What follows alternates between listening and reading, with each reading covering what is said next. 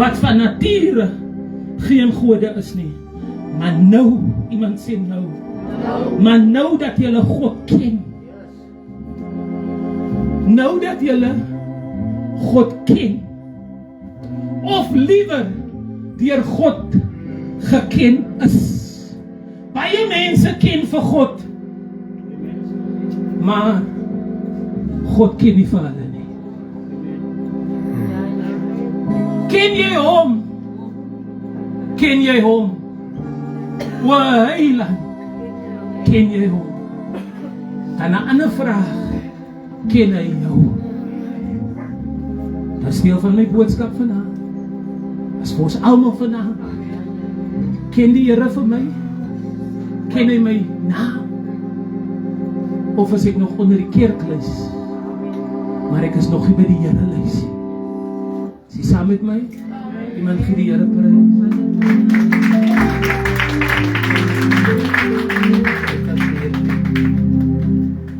Thank you, Jesus.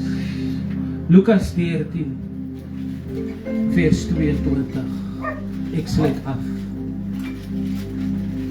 Thank you, Holy Spirit. Sunday is Palm Sunday.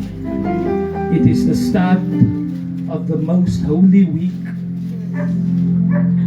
If you call yourself a Christian, it is the start of the most important week of our Christian lives, because it's the week that will go up until Resurrection Sunday, where we remember die insetting van God, dat elke jaar moet ons stil staan om te onthou wat die Here vir ons gedoen het.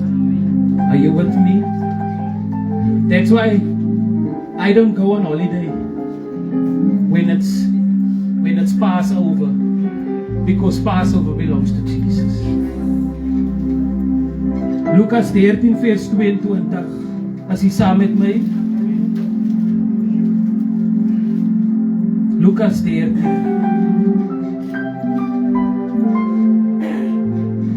En onderwyl hy geleer het en op reis was na Jerusalem.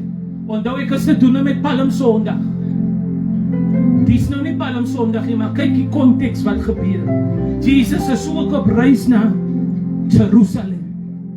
So op pad Sondag toe is ons op reis om te onthou die intog van Jesus.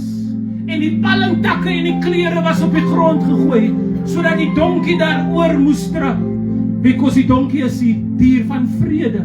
So that the Prince of Peace can be ushered into Jerusalem, so that Jerusalem can have peace. Israel won't have peace until Jesus steps in the boat.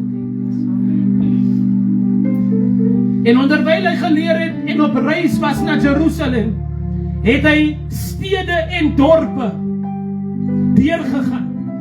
Toe sê iemand vir hom, Here, is die wat gered word min? Halleluja! Hy kom vra ek vanaand, hoeveel sal gered word voor die koms van die Here? When the saints go marching in, I want to be in the number. Are you with me? And when the saints, can you know that? Yes. When the saints go marching in, go marching in. When the saints go marching in, I want to be in the number.